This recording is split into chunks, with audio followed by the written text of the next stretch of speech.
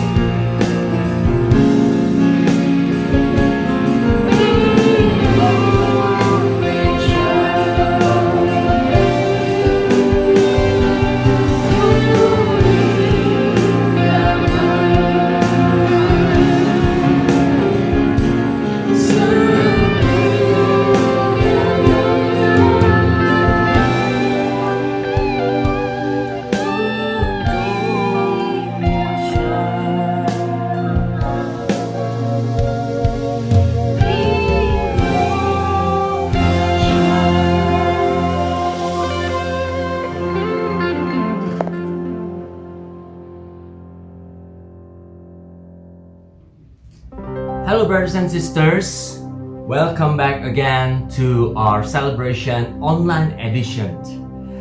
Sebelum memulai pembicaraan kita pada hari ini, saya mau ajak teman-teman semua untuk berdoa. Di dalam nama Bapa dan Putra dan Roh Kudus, amin. Tuhan Yesus, terima kasih atas semua pengorbananmu di atas kayu salib. Terima kasih buat kasih-Mu yang begitu besar. Engkau turun ke dunia ini, meninggalkan statusmu sebagai anak raja, turun ke dunia menjadi sama dengan kami manusia, untuk kami boleh belajar dari Engkau. Dan melalui kebangkitan-Mu kami memiliki harapan akan adanya kehidupan setelah kematian. Terima kasih Yesus karena Engkau telah menjadi teladan bagi kami. Terima kasih buat kasih-Mu. Terlebih terima kasih buat Roh-Mu sendiri yang telah Engkau curahkan bagi kami dan boleh menemani kami di dalam sepanjang kehidupan kami, menjadi sahabat setia kami, menjadi pembimbing kami, menjadi pengajar kami, yaitu Roh Kudus. Dan biarlah saat ini Roh Kudus Engkau yang mengalir di tempat ini, Engkau yang memimpin dari awal hingga akhir, Engkau yang menguasai diriku ini untuk dapat menyampaikan setiap pesan yang menjadi isi hati-Mu.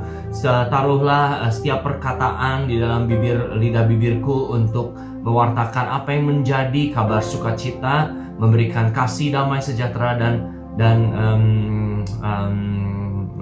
sukacita. Dan biarlah juga perkataan-perkataan yang keluar dari mulutku ini memberikan kekuatan bagi setiap orang yang mendengarkan, memberikan dampak dan juga terlebih damai sejahtera bagi semua orang yang mendengarkan setiap perkataan yang keluar dari mulutku ini. Kami serahkan seluruhnya ke dalam tangan-Mu. Terima kasih buat segalanya. Kemuliaan pada Bapa dan Putra dan Roh Kudus seperti pada permulaan, sekarang, selalu, dan sepanjang segala abad. Amin. Dalam nama Bapa dan Putra dan Roh Kudus. Amin. Brothers and sisters, kita masuk ke dalam pembicaraan kita yang kedua dari tema kita bulan ini, Doubt the Doubt. Judul dari pembicaraan kita kali ini, tim kami memberi judul See the Unseen. Saya mulai dengan satu pertanyaan. Teman-teman tahu nggak apa sih tujuan hidup kita? Untuk apa Tuhan menciptakan kita? Teman-teman tahu nggak? Boleh direnungkan sejenak.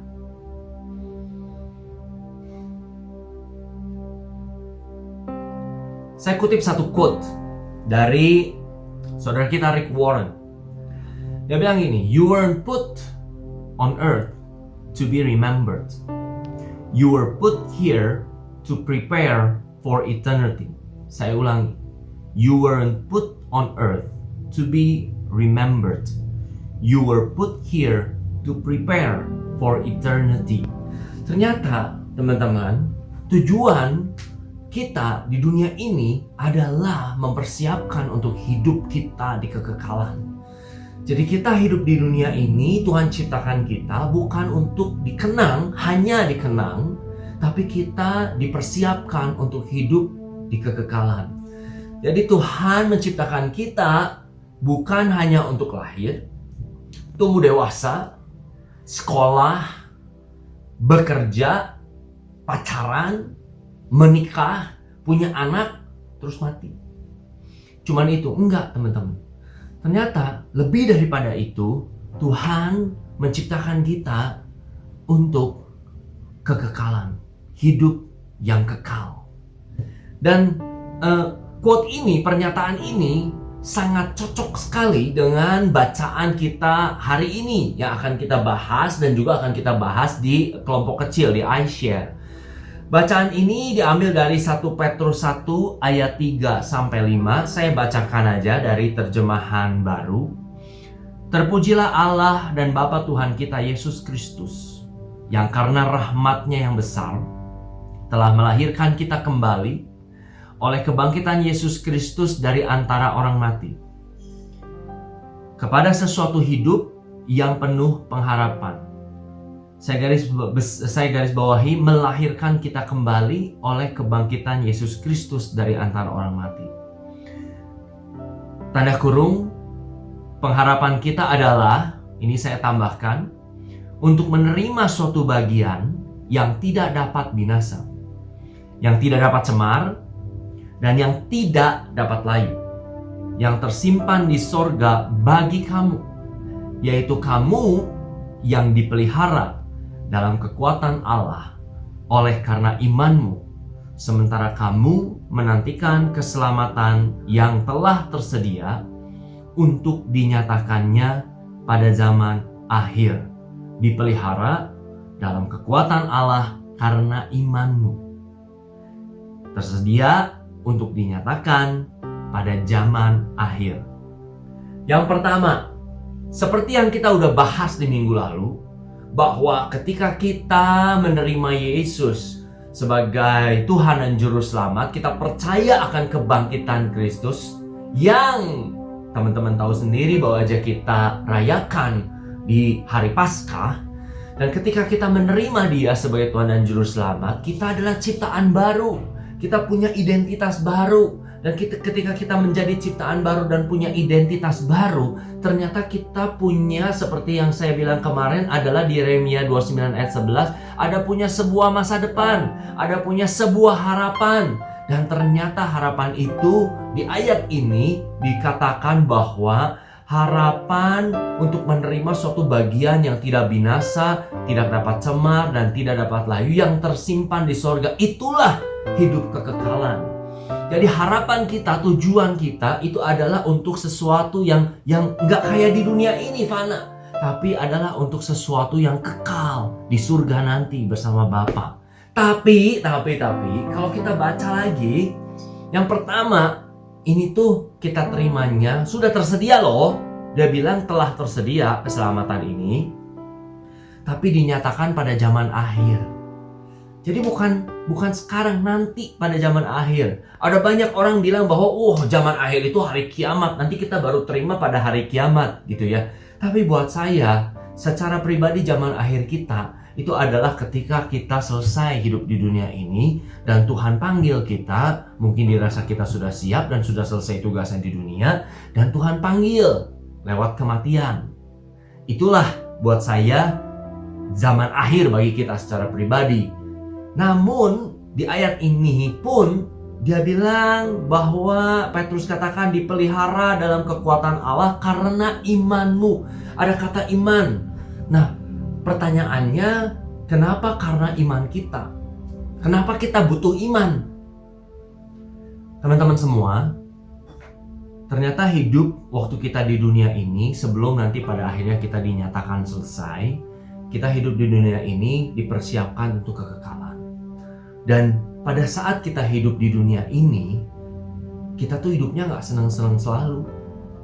Gak selalu, walaupun kita udah terima Yesus, kita udah terima Kristus sebagai Tuhan dan Juru Selamat, kita menjadi ciptaan baru, terus serta-merta hidup kita tuh semuanya menjadi sukacita, semuanya menjadi indah-indah aja, semuanya menjadi senang-senang aja. Gak gitu teman-teman.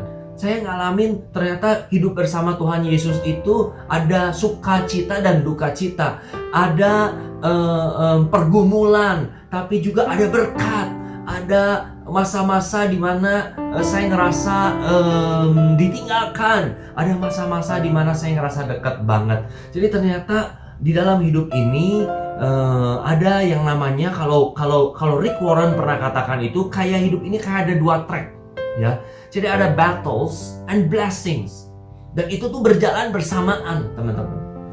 Dan ketika kita seringkali kita melihat ketika kita ada di dalam satu pergumulan, kita nggak bisa lihat ujungnya, dan Tuhan itu adil. Ketika kita melewati pergumulan itu, Tuhan sediakan blessings. Dia cerita satu kisah. Jadi waktu dia sebelum dia menulis satu buku namanya Purpose Driven Life, dan ketika Purpose Driven Life itu sebelum dia menjadi the fastest selling Christian book in the world, di dunia, itu ternyata dia menerima satu kabar bahwa istrinya Kay menderita cancer. Ya, itu dia bergumul, dan pada saat yang bersamaan dia mendapatkan informasi atau kabar dari penerbitnya bahwa bukunya Purpose Driven menjadi buku Kristen dengan penjualan paling cepat. Itu merupakan satu berkat. Karena lewat itu dia mendadak punya penghasilan yang besar dan dia mengembalikan semua uang-uang yang dia terima dari gerejanya selama 25 tahun ke gerejanya, dan dia mendapat uang penghasilan dari bukunya gitu. Jadi itu satu berkat yang besar. Tapi di sisi lain dia pun menerima satu pergumulan, satu penderitaan tanda kutip, battles, pergumulan, yaitu adalah istrinya Kay menderita cancer. Seringkali kita bertanya, jadi buat apa sih gitu? Buat apa sih ada penderitaan? Kalau Tuhan baik kan kasih aja blessings. Nggak bisa, teman-teman. Jadi apa yang saya alami, penderitaan itu, pergumulan itu ternyata merupakan satu perjalanan iman untuk kita bisa dikuatkan iman kita. Jadi waktu kita terima Yesus, waktu kita terima Roh Kudus, iman menurut Katekismus Gereja Katolik itu satu rahmat, anugerah Allah. Jadi waktu kita terima Kristus, kita punya satu iman yang baru, kita punya iman di dalam kita, suatu rahmat, anugerah yang hanya bisa diberikan oleh Tuhan. Gak bisa dengan usaha kita, dengan perbuatan baik kita, gak bisa. Jadi iman itu adalah rahmat, teman-teman. Nah, waktu kita pertama kali terima, kita punya iman. Dan ternyata iman kita itu adalah iman mulai dari iman kecil, iman anak kecil. Dan seringkali sebagai manusia, kita berlaku seperti Thomas. Nanti di bacaan Injil hari ini teman-teman boleh baca, bahwa Thomas itu dia bilang begini, sebelum aku mencucukkan atau melihat bekas paku pada tangannya, tangan Yesus, sebelum aku mencucukkan jariku ke dalam bekas paku itu dan mencucukkan tanganku ke dalam lambungnya, sekali-kali aku tidak akan percaya. Seringkali kita seperti itu. Saya juga waktu pertama-tama saya seperti itu, teman-teman. Saya bilang, kalau Tuhan sayang, mana buktinya? Kalau benar Tuhan janjiin, mana buktinya? Dan untuk kita bisa percaya seperti yang Tuhan Yesus bilang kepada Thomas, bahwa engkau sekarang melihat, maka engkau percaya. Berbahagialah orang yang tidak melihat tapi percaya. Bicara tentang hidup kekekalan, bicara tentang hidup di surga, itu adalah berbicara tentang sesuatu yang nggak bisa kita lihat. Suatu berkat, satu berkat yang nggak bisa kita lihat, suatu tujuan yang nggak bisa kita lihat. Dan untuk itu kita membutuhkan iman. Dan untuk kita bisa mencapai, kita percaya tapi tidak melihat, itu ternyata dibutuhkan satu proses. Dan proses itu dilewati lewat battles and blessing. Kalau misalnya Tuhan cuma kasih kita pergumulan aja, penderitaan aja, percaya teman-teman, kita pasti akan frustasi, kita pasti akan bunuh diri. Tapi ternyata Tuhan juga siapkan blessings supaya kita tahu, dan iman ini bertumbuh lewat itu semua. Dan bahkan saya secara pribadi belajar paling banyak ketika saya bergumul. Jadi jangan kira saya sebagai mungkin teman-teman pikir gembala atau pemimpin di dalam komunitas bahwa saya nggak bergumul, saya nggak punya konflik, mungkin saya hidupnya aman-aman aja, mungkin saya juga nggak punya kesulitan, kok tenang-tenang aja hidupnya, damai sejahtera. Yes, saya punya damai sejahtera di dalam karena Kristus ada di dalam saya. Tapi saya juga punya pergumulan, teman-teman. Dan di balik semua pergumulan itu ternyata Tuhan juga menyiapkan satu blessing bagi saya dan keluarga saya. Yang saya mau sharingkan adalah ketika kita memasuki wabah virus corona ini, saya nggak ada yang nyangka, semua orang nggak nyangka bahwa akan terjadi seperti ini. Dan saya percaya bahwa Tuhan sudah tahu.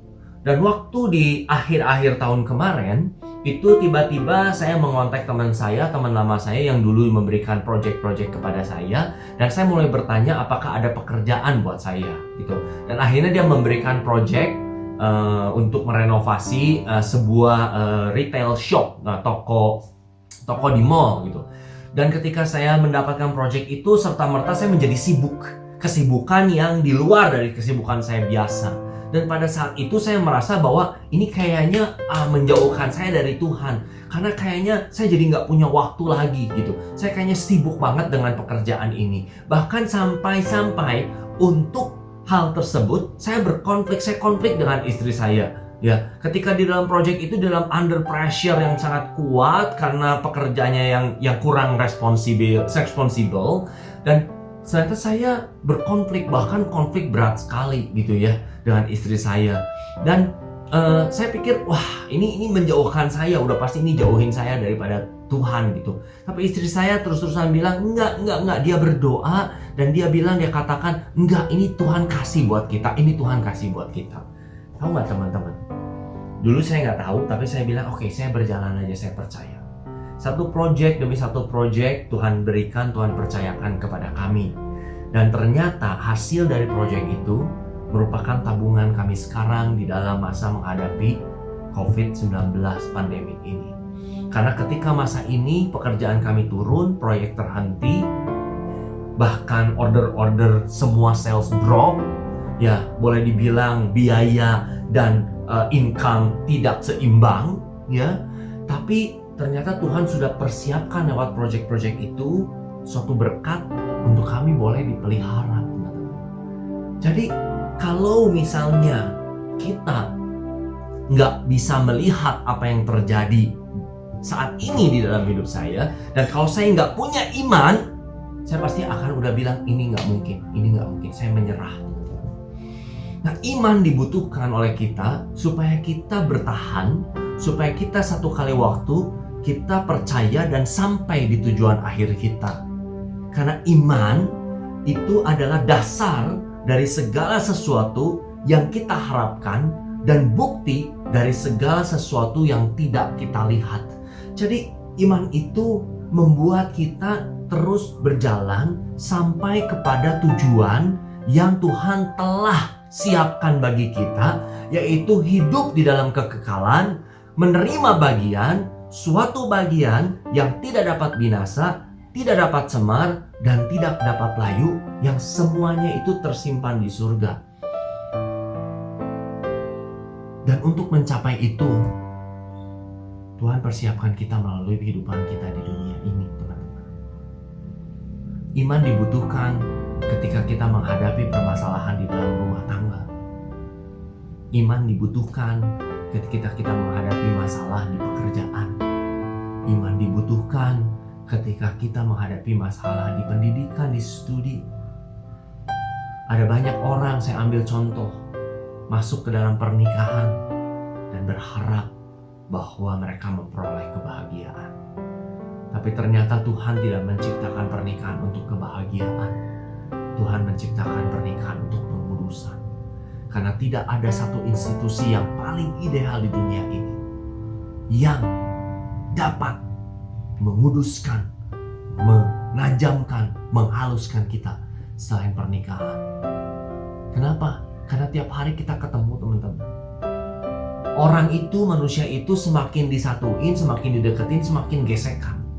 Semakin kelihatan jelek-jeleknya, semakin kelihatan borok-boroknya. Nah, waktu itu terlihat, disitulah kita diproses.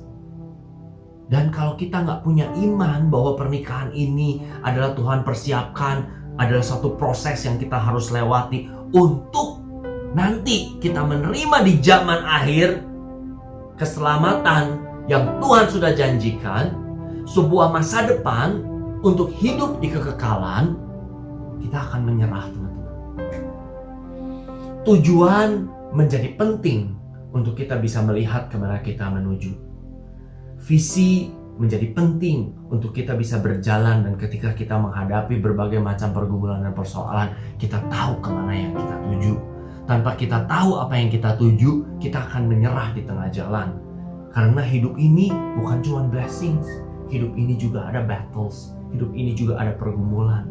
Dan pergumulan itu, penderitaan itu Tuhan izinkan terjadi untuk membentuk kita, untuk menguduskan kita, untuk membentuk, menghilangkan semua bagian-bagian yang nggak sesuai dengan apa yang Tuhan sudah ciptakan. Tuhan buang, Tuhan kikis, Tuhan haluskan, Tuhan pertajam lewat setiap pergumulan, lewat setiap masalah, lewat setiap pencobaan, lewat setiap apa yang terjadi dalam hidup kita, dimanapun